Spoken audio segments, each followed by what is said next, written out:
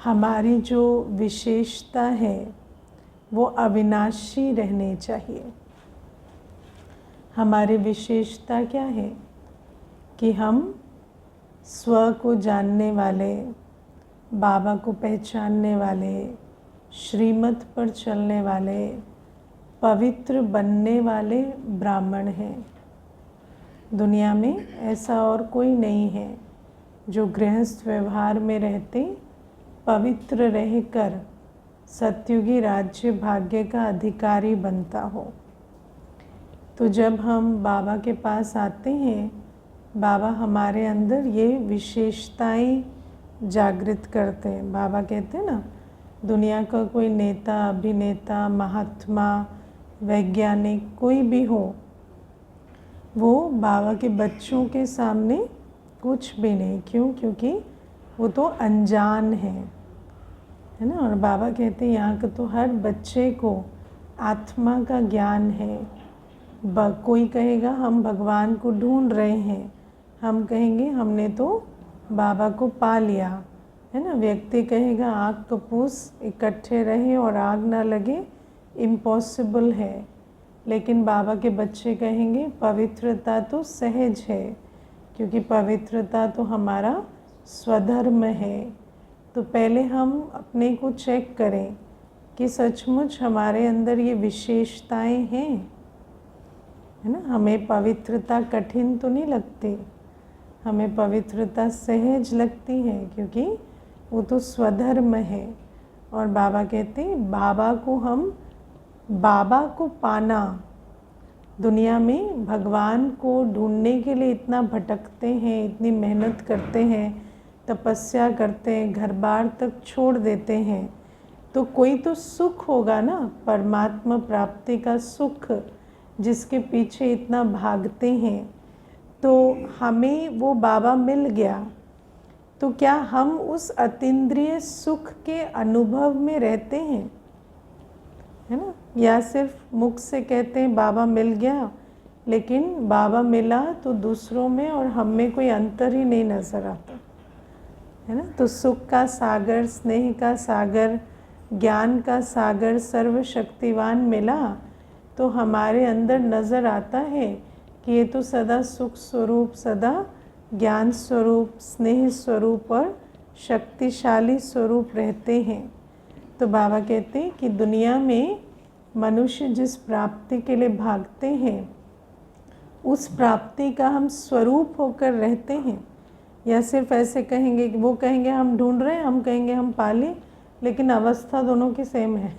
तो आपने पा के क्या कर लिया, है ना। उसको तो वो तो कम से कम ढूंढने के लिए मेहनत तो कर रहा है।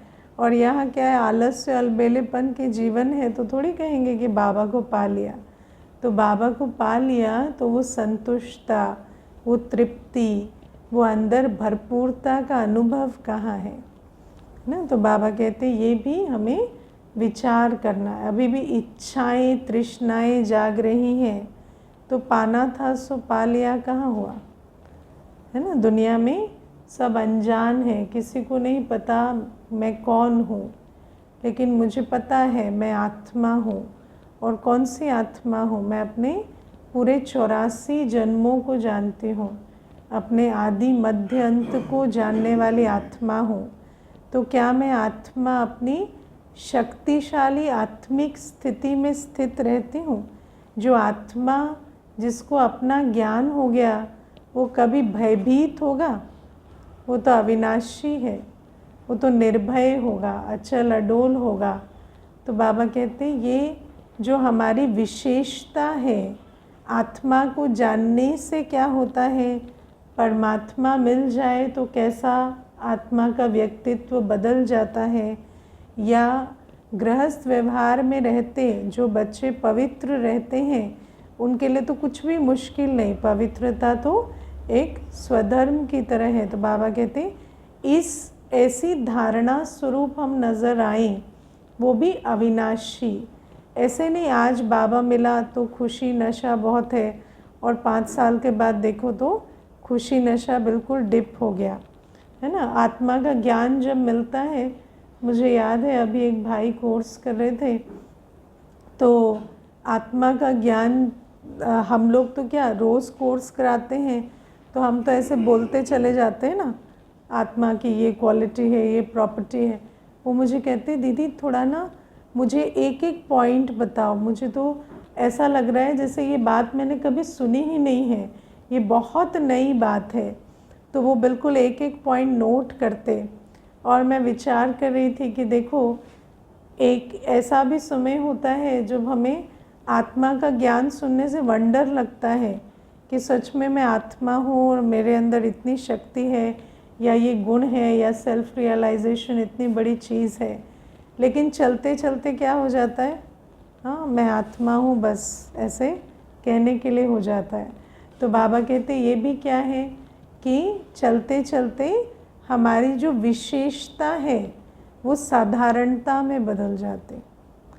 और मैं हमेशा ऐसा फील करती हूँ कि बाबा के घर में, इस पूरे मार्ग में जो सबसे बड़ी माया जिस प्रकार से आत्मा को अंगूरी लगाती है, वो ये है कि इतनी विशेष बात, इतनी विशेष प्राप्ति साधारण बन जाए और आप उसकी विशेषता को ही फील ना कर पाए। ये माया की बहुत बड़ी चाल है ना। खुशी, नशा, उमंग जो होना चाहिए उस विशेषता के कारण वो साधारण हो जाए, सोचो, है ना। तो बाबा कहते इसीलिए ये जो विशेषता है ये अविनाशी रहे, क्योंकि अविनाशी स्मृति, अविनाशी समर्थी होगी तो अविनाशी प्रारब्ध होगी, है ना। लेकिन बाबा कहते चलते चलते बच्चे जो हैं वो ढीले हो जाते हैं। और ढीले क्यों हो जाते हैं? क्योंकि थोड़े समय के बाद सोचने लगते हैं अब तो आत्मा तो बन गए, बाबा तो मिल गया, अभी कुछ और करते हैं यज्ञ में, है ना। तो नई नई चीज़ें। और बाबा आज खास जो शब्द यूज़ करते हैं समाचार, है ना। दुनिया में भी कहते हैं good news is no news. समाचार कभी अच्छा नहीं होता। समाचार बनाने वाला, समाचार फैलाने वाला, समाचार की सारी जो गति है ना वो ऐसी है कि समाचार दिलचस्प होना चाहिए, जितना झूठ उसमें डाल सके उतना डालना चाहिए ताकि वो दूसरे की बुद्धि को, उसके अटेंशन को खींचे, है ना। तो ऐसा भी हो जाता है कि धीरे धीरे हम दुनिया के समाचार सुनने में जैसे रुचि रखते थे, ऐसे देखो बाबा भी हमें समाचार देता है। लेकिन बाबा कौन सा समाचार देता है? उसको ज्ञान कहते हैं। ज्ञान और समाचार में क्या फ़र्क होता है? ज्ञान शुभ होता है, ज्ञान हमारी वृत्ति, दृष्टि, है ना, कर्मों को शुभ बनाता है, और समाचार हमारी वृत्ति, दृष्टि और कर्मों को अशुभ बनाता है। इसको हमें बहुत अच्छे से समझना होता है। जो भी बात हमारी वृत्ति, दृष्टि और कर्मों को, जो भी इन्फॉर्मेशन, सब कुछ इन्फॉर्मेशन ही है, ज्ञान भी एक इन्फॉर्मेशन है। लेकिन बाबा वो इन्फॉर्मेशन जब हमें देते हैं और जब वो बुद्धि में धारण होती है तो परिवर्तन कैसा होता है? परिवर्तन शुभ परिवर्तन होता है।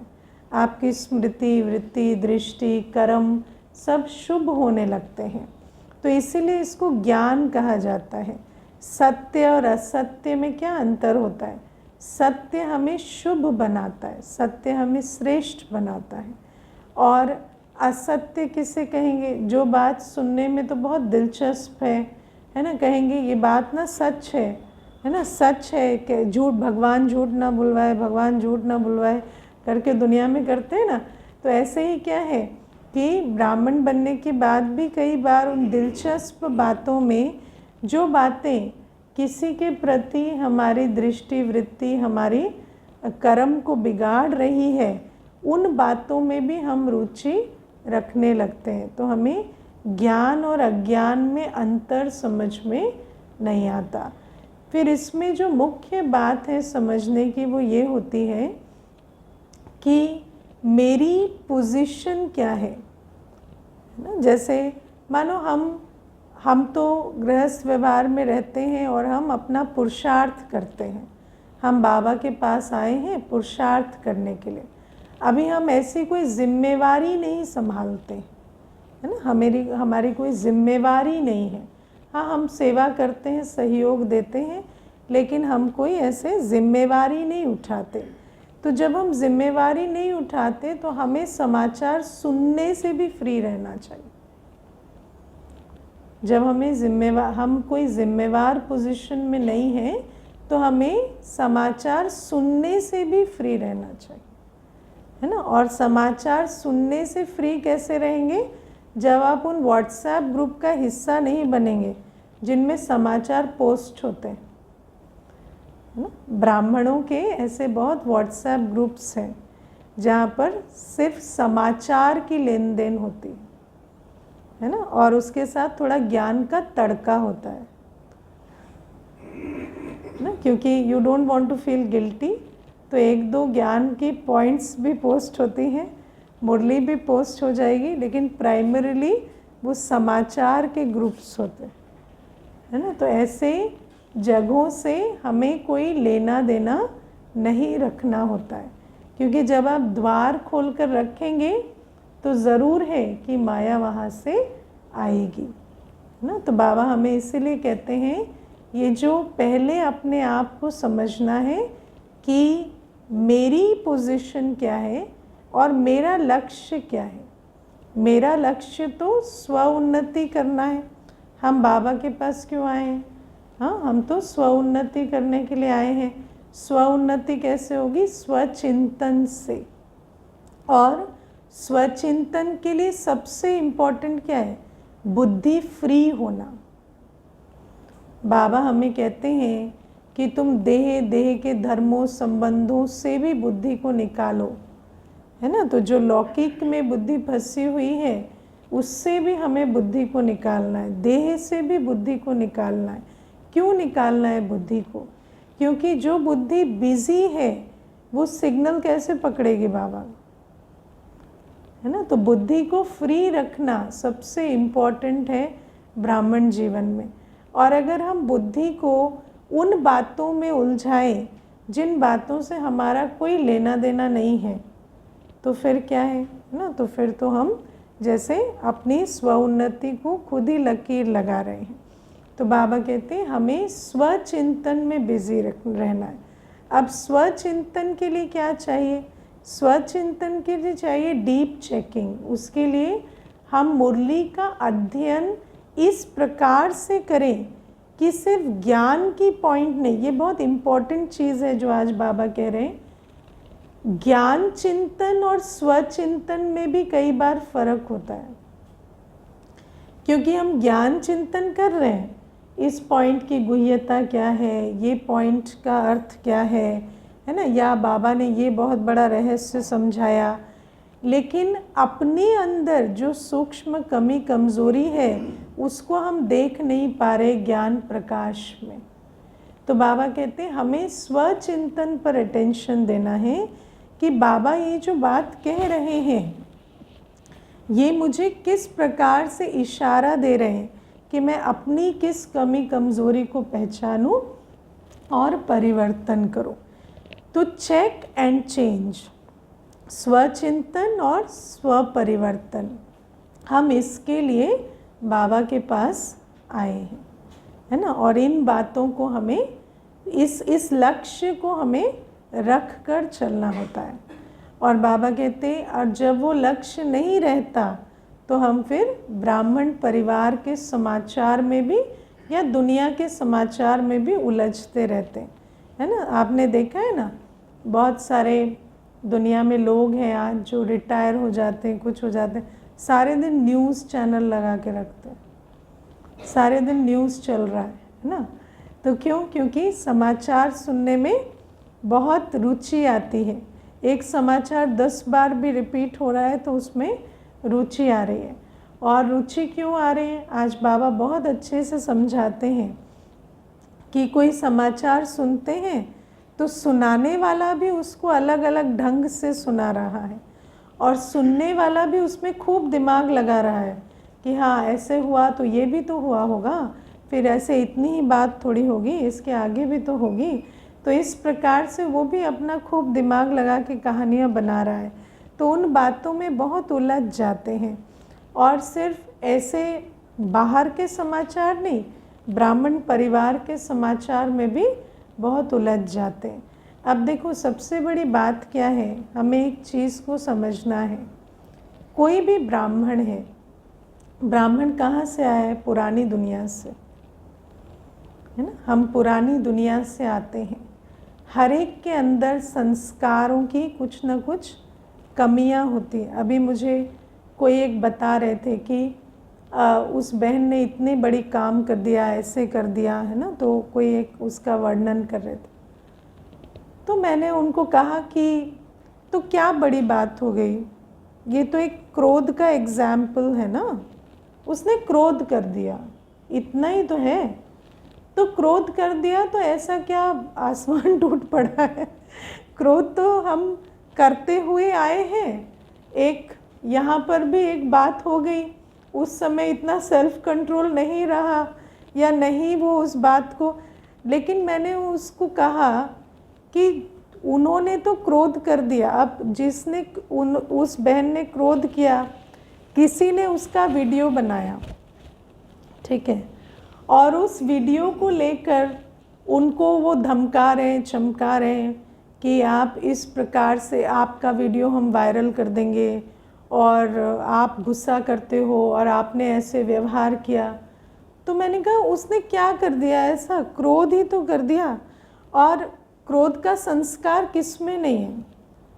आज पूरे ब्राह्मण परिवार में भी देखें तो पूरे संपूर्ण क्रोध जीत कितने हुए, है ना। कोई, मैं समझती हूँ कोई एक होगा या दो होगा जो संपूर्ण क्रोध जीत हुए। लेकिन आप सोचो कि एक आत्मा जिसका कोई ना कोई स्वार्थ है, वो उस बात को उस प्रकार से मैनिपुलेट कर रहे हैं। लेकिन जब आप उस बात को सुनते हैं तो आपको अपने अंदर ये बात समझनी होती है कि कोई बड़ी बात थोड़ी है। कलयुगी संसार से हम निकल कर आते हैं, इतने संस्कार हैं हमारे अंदर, कोई भूल किसी से हो भी गई तो हमारा काम क्या है? उसको शुभ भावना देकर अभूल बनाना, है ना। देखो, गलतियों को क्षय नहीं दे सकते, लेकिन किसी को रिजेक्ट करना, बदनाम करना तो उसका सल्यूशन नहीं होता है ना। और अगर यही सल्यूशन है ब्राह्मण परिवार में, तो फिर पुरानी दुनिया में और हम में क्या अंतर है ना। हाँ, ये बात अलग है कि कोई गलती करता है तो ठीक है, बाबा का नाम है, खराब नहीं होना चाहिए, तो हम उसका सल्यूशन निकालते हैं। लेकिन क्या ये सल्यूशन है कि आप किसी की गलतियों को पॉइंट आउट करके उसको, है ना, डिफेम करो और उसको ऐसे।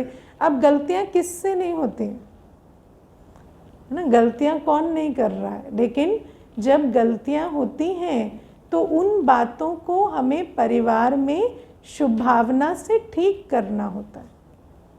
और ऐसे अगर हम एक एक को रिजेक्ट करते जाएं, एक एक की विशेषताओं की कदर ना करें और एक एक आत्मा को इस प्रकार से, है ना, जो धक्के मार के निकालते जाएं, तो बचेगा कौन? कौन बचेगा? सिर्फ धक्के मारने वाला बचेगा। और धक्के मारने वाला तो कोई अच्छा नहीं होगा ना जो सबको धक्के मार रहा है सिर्फ वो बचेगा, तो फिर, है ना, यज्ञ का क्या ही होगा, ब्राह्मण परिवार कैसे चलेगा। तो इसीलिए हमें समझना होता है कि ये जो बातें हैं बहुत साधारण बातें। कोई आपको किसी की कोई बात सुना रहा है तो वो बात क्या है, अगर आप थोड़ा सा उसको ब्रेक डाउन करके देखें तो सब काम, क्रोध, लोभ, मोह, अहंकार होता है ना। 5 विकार की बात होती है और वो जो 5 विकार है उसका कुछ ना कुछ अंश किसी में है और उस आधार से उसने कोई कर्म कर दिया। मानो वो बाबा कहता है वो बात सच्ची भी है, तो भी हमारा कर्तव्य क्या है?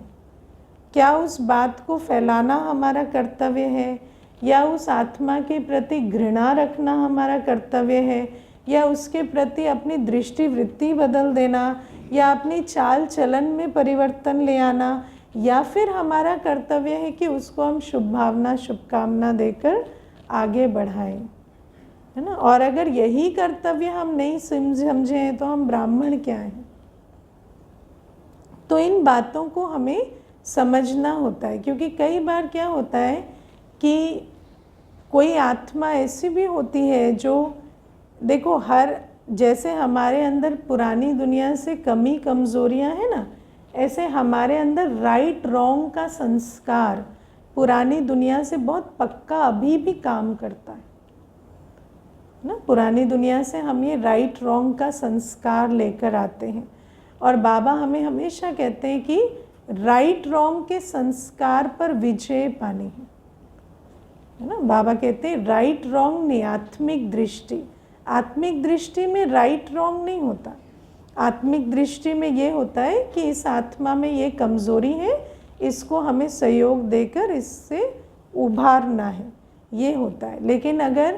लेकिन जब हम पुरानी दुनिया से आते हैं तो हर ब्राह्मण के अंदर राइट रॉन्ग का संस्कार होता है। और क्या होता है, कभी कभी कोई ऐसा है ना जो स्मार्ट होता है, तो वो उस राइट रॉन्ग के संस्कार का फ़ायदा उठाता है ना। वो आपको इतने चटपटे रूप से सुनाएगा कि आपको लगेगा हाँ ये तो बहुत गलत है ना, गलत व्यक्ति है, गलत ऐसा है। लेकिन गलत तो कुछ है ही नहीं ना, एक संस्कार है। और अगर किसी में कोई संस्कार है तो हमारी ड्यूटी तो ये है ना कि हम उसको संस्कार से फ्री होने में मदद करें।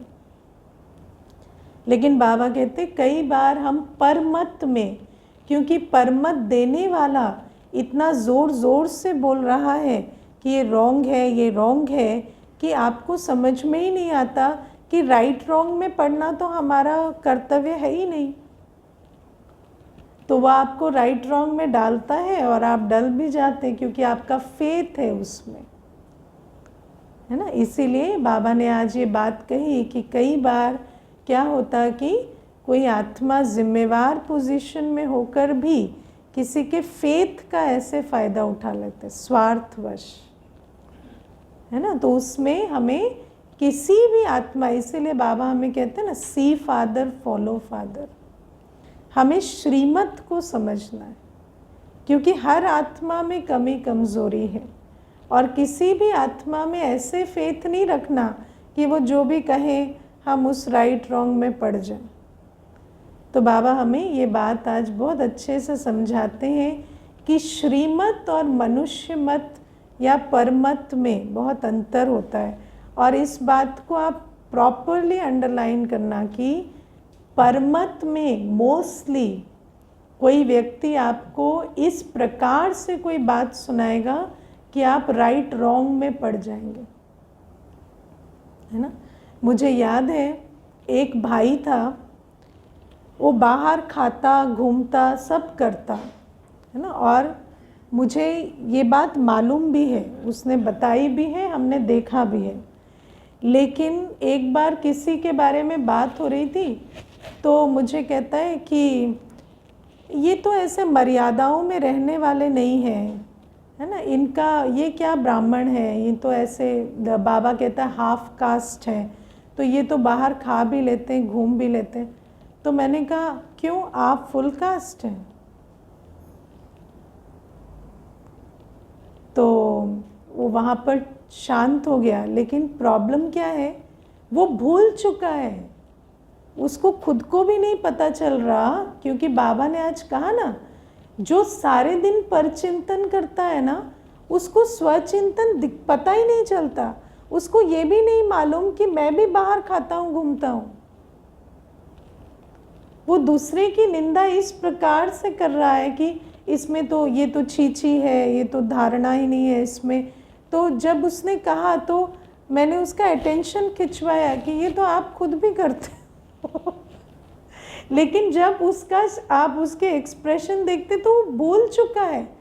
इतना परचिंतन करते हैं कि स्वचिंतन होता ही नहीं है। ये भी कई बार ये भी नहीं पता चलता कि जिस बात के लिए दूसरे को कह रहे हैं उसकी धारणा स्वयं में भी नहीं है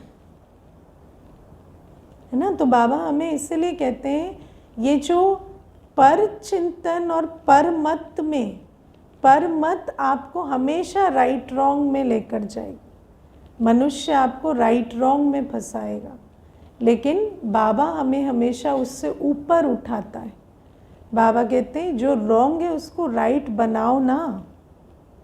रॉन्ग को रॉन्ग कहना, राइट को गले लगाना, ये तो सारी दुनिया करती है। आप रॉन्ग को राइट बनाओ ना, इतनी ताकत रखो ना, है ना। किनारा करना, बाबा हमें हर मुरली में कहते हैं कि किनारा, सहारा देने वाले किनारा नहीं करते। लेकिन कई बार व्यक्ति आपको कहेगा ये तो छी है, इससे किनारा करो, है ना। तो वो क्यों श्रीमत के विरुद्ध कोई बात कह रहा है? वो तो श्रीमत नहीं है ना कि आप किसी को कहें ये छी है और किनारा करो। मानो वो छी है तो भी तो आपको उसको सहारा देना है ना, नहीं है तो बात और है, पर अगर है भी तो भी आपको उसको सहारा देना। तो बाबा ये बातें हमें समझाते हैं। और बाबा हमें कहते हैं दूसरी बात है, ये जो परचिंतन होता है इसकी गति बड़ी फास्ट होती है ना। एक सुनाएगा तो दूसरा उसमें अपनी भी कुछ ना कुछ मिला के, है ना। चाइनीज़ विस्पर का गेम होता है ना, कान में कोई एक कुछ बोलता है तो वो बात बदलती जाती है, और जब फाइनल आती है तो बात कुछ की कुछ हो जाती है ना। मैं एग्जाम्पल नहीं देना चाहती क्योंकि वो भी एक परचिंतन को बढ़ाना हो जाएगा, लेकिन ऐसी बहुत बातें ब्राह्मण परिवार में फैली हुई हैं जो एब्सोल्युटली झूठ है। क्योंकि एक सुनता है, वो उसमें कुछ तड़का लगा के फिर उसको आगे बढ़ा देता है, फिर ऐसे चलते चलते वो बात सर्कुलेट होती रहती है। और आज ऐसा हो चुका है कि पुरानी दुनिया में भी वो बातें चलती हैं कि है ना, फलाने के 2 बच्चे हैं या ये हैं या वो है, लेकिन वो जो आत्मा है उसका कोई इन बातों से लेना देना नहीं है। तो ये बातें ऐसी होती हैं, परचिंतन की गति ऐसी फास्ट होती है ना। तो बाबा इसलिए हमें कहते हैं, और फिर बाबा कहते हैं परचिंतन ऐसा होता है कि उसमें रस इतना आता है कि एक सुनता है तो दूसरे को समाचार सुनाना चाहता है। कहेगा आप विदेश में भी होगा तो बाबा ने आज कहा ना, कहेंगे आप आएंगे तो हम आपको सुनाएंगे, है ना। बहुत सारी बातें हो गई हैं यहाँ पर, तो उसको भी सुनाने के लिए इतनी लालसा होती है। और बाबा आज हमें बहुत अच्छी, देखो इसमें भी ना एक चीज़ हमें समझनी है, जैसे दुनिया में कहते हैं ना जनहित में जारी। तो मनुष्य क्या है, किसी बात को जब किसी को सुनाता है, कोई नेगेटिव खबर, तो उसके अंदर सोच क्या चलती है कि मैं इसके लाभ के लिए सुना रहा हूँ, है ना। अज्ञान कहता है कि आप किसी को किसी के बारे में नेगेटिव सुनाकर उसको सावधान कर दो। यही कहता है ना, हर आत्मा की जितनी बुराइयां आपको मालूम है उतना अच्छा है। मुझे एक बार एक भाई बता रहे थे, हम लोग रिक्रूटमेंट करते हैं तो हम सोचते हैं सारी कमी कमज़ोरी पहले मालूम पड़ जाए, इसमें क्या क्या कमी है, इसमें क्या क्या कमज़ोरी है, वो पहले मालूम पड़ जाए तो हम इसको पहले ही रिजेक्ट कर दें, है ना। तो मैंने उनको कहा, पर अगर उसमें एक विशेषता है और 10 कमज़ोरी है, और अगर वो एक विशेषता 10 कमज़ोरी पे भारी है, तो फिर ऐसे कैंडिडेट को तो आप रिजेक्ट कर देंगे। तो कहते हैं हाँ, लेकिन रिक्रूटमेंट प्रोसेस ऐसा ही है कि वो जो 10 कमज़ोरी है उसको हम देख के पहले रिजेक्ट करते हैं। तो दुनिया में भी क्या होता है कि किसी की कमज़ोरी को बताना, समझते ही एक बहुत कल्याण का काम है, लेकिन बाबा हमें कहते हैं शुभ सोचो शुभ बोलो। किसी भी आत्मा को आत्मा का परिचय दो, बाबा का परिचय दो, किसी के गुणों का परिचय दो। किसी की कमी कमज़ोरी बताना कोई शुभ समाचार नहीं। तो ये जो अंदर एक बिलीफ सिस्टम है ना, प्रोग्रामिंग है कि किसी की कमी कमज़ोरी समझाना माना जनहित करना। कई बार समझते ये हमारी ड्यूटी है कि इनको भी आगाह करें, उनको भी आगाह करें, उसको भी बताएं कि इस व्यक्ति से सावधान रहो, वो ऐसा है वो वैसा है। लेकिन बाबा हमें कहते हैं ये हमारी रिस्पॉन्सिबिलिटी नहीं है। हमें किसी की भी वृत्ति दृष्टि को दूसरे के प्रति शुभ बनाना है। हमें किसी की वृत्ति दृष्टि को किसी के प्रति खराब नहीं करना, वो इन्फॉर्मेशन फैलाना हमारी जिम्मेवारी नहीं है।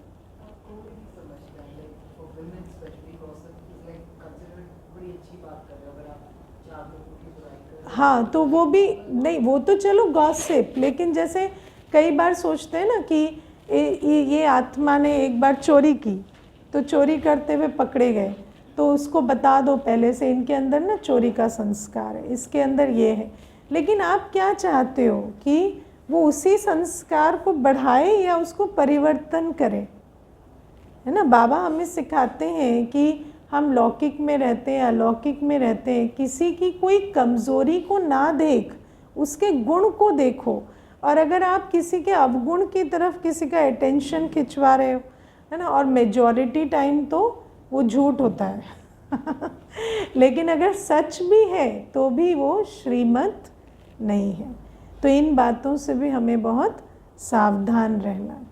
और बाबा हमें कहते हैं कि ये जो पर चिंतन है, इसमें फिर अपना जो एडिशन है निज का भी, वो भी बहुत चलता है।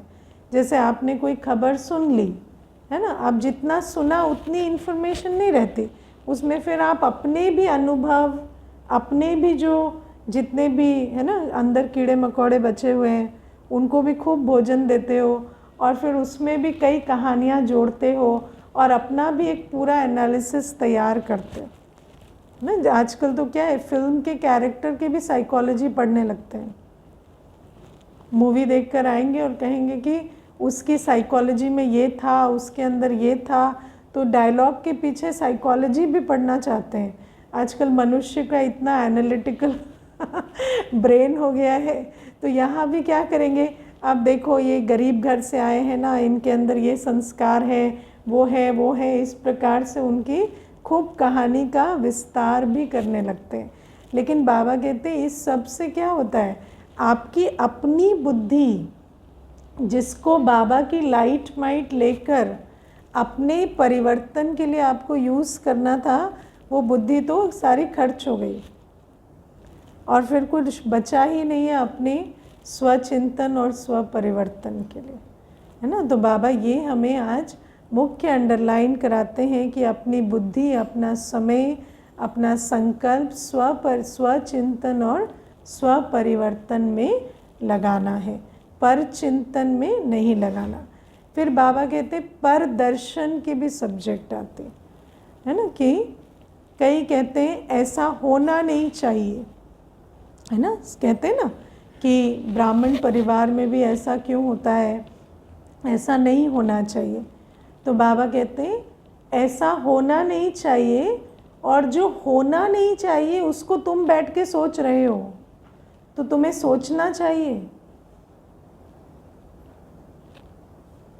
है ना। तो जैसे तुम्हें सोचना नहीं चाहिए पर तुम सोच रहे हो, तो उनको करना नहीं चाहिए, वो कर रहे हैं सब तो जो नहीं चाहिए वो कर रहे हैं ना। तो जैसे वहाँ होना नहीं चाहिए, ऐसे तुम्हें सोचना भी नहीं चाहिए, पर तुम भी सोच रहे हो तो वो भी कर रहे हैं। तो बाबा कहते हैं, और ये भी बाबा कहते हैं ये पेपर है, बाबा कहते हैं ये भी ड्रामा की सीन की तरह देखो। तो ड्रामा की हर सीन में यूटिलिटी है ना, ड्रामा की हर सीन का एक पर्पस है।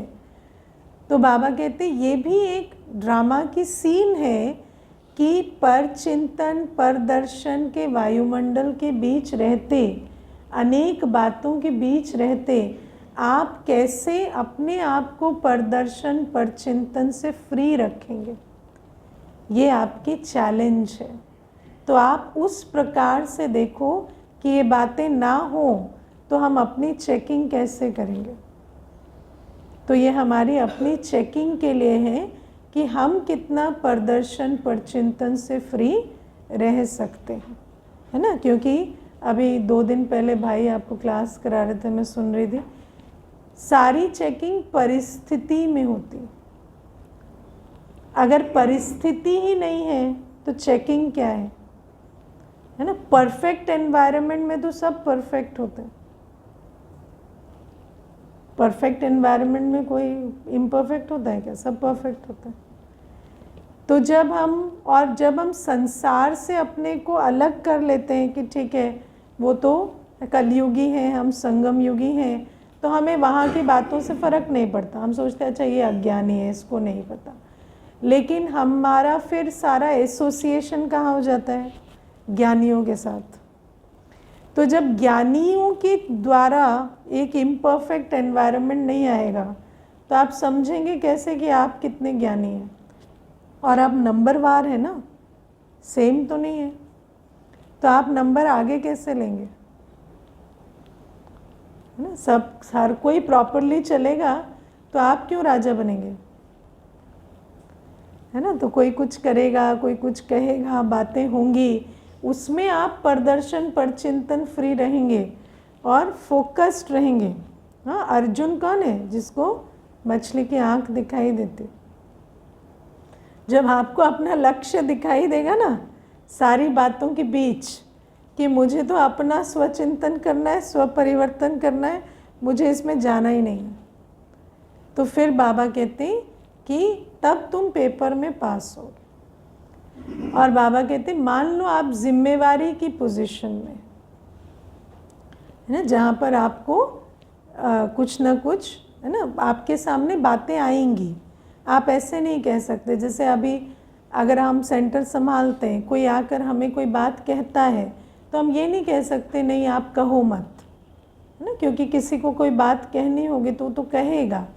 तो बाबा कहते जब आप जिम्मेवारी की पोजीशन में हैं तो वहाँ पर आपको क्या करना पड़ता है? वहाँ पर भी ये बात आपकी स्वउन्नति के लिए है, क्योंकि आप वहाँ अपने ब्रेक को टेस्ट करें कि आप सुनते हुए फुल स्टॉप कितना लगा पाते हैं और सामने वाले की भावना को परिवर्तन कितना कर पाते हैं। मानो कोई आपको कोई बात सुनाता है तो आपके जिसके बारे में कुछ सुना रहे हैं उसके लिए आपके संकल्प ना चले, वो फुल स्टॉप लगाना और सामने वाले की भी आप भावना बदल कर भेज सकें। और ठीक है, उसमें आपको समझ आता है कि इस आत्मा को ये इशारा देना है या ये सहयोग देना है या समय देना है थोड़ा, तो आप देंगे। लेकिन उसमें जो आपके अंदर भावना का परिवर्तन होता है उसको आप फुल स्टॉप लगा सकें और सामने वाली आत्मा को भी अपनी भावना बदलने के लिए प्रेरणा दे सकें। तो ये भी ये आपकी टेस्टिंग है कि आपने कितना पुरुषार्थ किया है ना। और फिर बाबा आज कहते हैं कि सेवा में, बाबा कहते हैं सेवा बहुत अच्छी चीज़ है। बाबा ने कहा है सेवा में बिज़ी रहना चाहिए, लेकिन सेवा में बिज़ी रहना चाहिए, लेकिन सेवा में स्वार्थ या इच्छा नहीं आनी चाहिए, है ना। इच्छा बहुत खतरनाक चीज़ है। मैं आजकल इच्छा पर बहुत मेरा चिंतन चलता है। इच्छा कैसी होती है ना, देखो एक इच्छा उत्पन्न होगी ना तो आपका सारा ग्रैटिट्यूड ख़त्म हो जाता है। एक इच्छा उत्पन्न होती है ना तो आपके अंदर बाबा के लिए शुक्रिया बंद हो जाता है, होती है कि नहीं। एक इच्छा आ जाएगी। देखो मुझे पीछे एक बहन कहती थी कि मैं अपनी जहाँ मेरी पोस्टिंग थी उससे जहाँ मेरा होम टाउन है उससे दूसरी जगह मेरी पोस्टिंग थी, तो कहती कि मेरे को दीदी ऐसे आ गया कि बाबा ने मुझे दूर क्यों रखा है, मुझे इतनी असुविधा होती है, इतनी प्रॉब्लम्स होती हैं, तो मेरे को आया कि मुझे अब अपने होम टाउन लौटना है। तो मुझे कहती मेरा रिश्ता बाबा के साथ ही ख़राब हो गया, है ना। याद की जगह फरियाद चलने लगी कि बस अब बाबा मेरी तो पोस्टिंग करा दो, बाबा मैंने ऐसा क्या गलत कर दिया, मैंने ऐसा क्या पाप कर दिया, मेरे पुरुषार्थ में ऐसे क्या कमी हो गई। तो कहती बाबा ने मुझे इतना कुछ दिया लेकिन सब कुछ मैं भूल गई, सिर्फ उस एक चीज़ के पीछे हम पड़ गए, है ना। तो ये इच्छा ऐसी चीज़ होती है।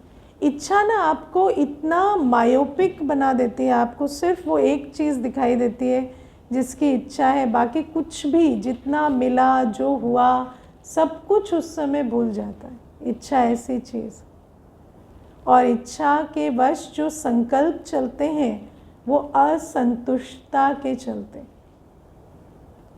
इच्छा वाला हमेशा उसके संकल्प कैसे चले, मेरे पास कुछ नहीं है। और जब असंतुष्टता के संकल्प चलते हैं ना, तो असंतुष्टता की सृष्टि बनती। संकल्प से सृष्टि बनती। अगर संकल्प ही असंतुष्टता के चलेंगे तो सृष्टि भी असंतुष्टता की ही बनेगी, और आगे आगे ऐसी चीज़ें होती हैं जिसमें और असंतुष्टता आती जाती। लेकिन ये तो कर्म की गुह्य गति है। आज बाबा ने तो सूक्ष्म संकल्पों की गति को कितना अच्छे से समझाया। तो बाबा कहते हैं ऐसे ही सेवा में भी क्या होता है, एक इच्छा आ जाती है ना कि मेरा मान हो, मेरा नाम हो, मेरा ये हो, है ना, तो उसमें फिर क्या होता, जितनी भी बाबा के साथ लगन थी, प्यार था, सब कुछ ख़त्म हो जाता। बस उस एक चीज़ के पीछे, मुझे पूछे, मुझे बिठाए, मुझे उसी एक चीज़ के पीछे पढ़ते पढ़ते पढ़ते फिर वो फीलिंग में आ जाते। और फीलिंग का फ्लो क्या होता है, सीधा मुरली छूटेगी, बाबा का घर छूटेगा, है ना। जैसे खाना पीना छूट जाता है, ऐसे ये फीलिंग के फ्लो से मुरली छूट जाएगी, बाबा का घर छूट जाएगा, परिवार छूट जाएगा। तो बाबा कहते हैं ऐसे फीलिंग के फ्लो में नहीं आना। और बाबा कहते हैं अगर सेवा में चांस नहीं मिला, या आपको किसी ने आगे नहीं रखा, या रिकग्नाइज नहीं किया, या कुछ भी नहीं किया, और आपकी अवस्था ही बिगड़ गई, तो आप तो सेवा के लायक ही नहीं हो ना। अच्छा ही हुआ ना। जिसकी अवस्था इतनी जल्दी बिगड़ जाए उसको सेवा में रख भी दे तो क्या, ईगो ही फीड करने वाली बात है ना। क्योंकि मैं आपको ये प्रैक्टिकल अनुभव से बताती हूँ, ऐसे बहुत सिचुएशंस आती हैं जहाँ पर पता चलता है कि ये आत्मा इस चीज़ के पीछे जैसे इसकी बुद्धि फिर गई है। तो उस समय पर हमें डिसीजन लेना होता है कि दे दे ये चीज़, क्योंकि क्या है, कोई चांस देना भी कोई बड़ी बात थोड़ी है, हमारा क्या चला जाएगा। लेकिन दे भी दे तो किसको दे दें, जो एक छोटी चीज़ के पीछे इतना उसकी अवस्था बिगड़ चुकी है, उसको देकर भी क्या करें, वो तो सर्विसेबल ही नहीं है ना, तो फिर नहीं दी जाती। ऐसे डिसीशंस लेने पड़ते हैं। पता भी चलता है ये आत्मा इस कारण से टूट जाएगी, तो हमें लगता है अगर इस कारण से, छोटे से कारण से टूट ही जाएगी, तो वैसे भी कौन सा बनी रहेगी, तो ठीक है टूट जाए, क्या करें। समझाने से समझेंगे नहीं, इशारा देने से समझेंगे नहीं, तो क्या करेंगे, फिर सोचते हैं ठीक है। बहुत समझाने दी जाती है, लेकिन जब समझते ही नहीं है, वो एक ही चीज़ के पीछे पड़े रहेंगे, तो पता चलता है ना ये तो सब ईगो फीड करने वाली बात है।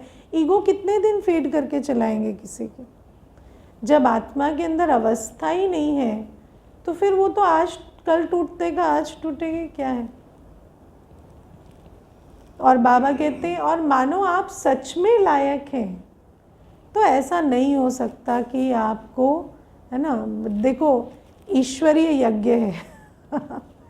आप सच में लायक हैं, आपके अंदर अगर सच में सेवा भावना है, कल्याण की भावना से आप सेवा करना चाहते हैं, तो बाबा कहते हैं बाप दादा देखता है और बाबा करता भी है। और बाबा कहता है मानो कुछ भी नहीं हुआ संगम युग में, तो भी तुम्हें सतयुग में पद मिल जाएगा। तुम इसकी चिंता मत करो, है ना। तो इसको भी हमें बहुत अच्छे से समझ कर चलना है। कोई भी चीज़ हमारी अवस्था खराब ना करे, ठीक है। अच्छा, ओम शांति।